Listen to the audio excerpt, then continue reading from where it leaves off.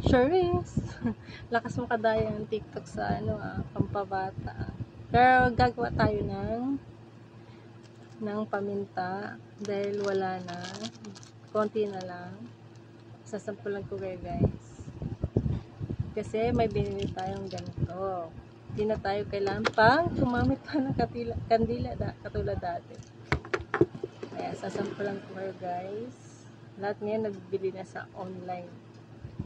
Ayan. Yung pisong paminta. Ganyan. Tapos, subuin mo lang siya pa ganyan.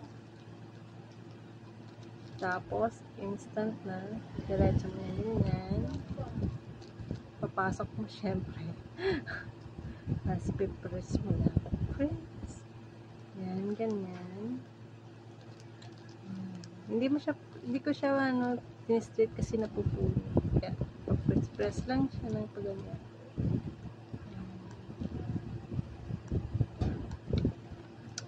Yan, meron na. Oh, pak. Ganon. Meron na siya. Instant. Tigpipisong paminta.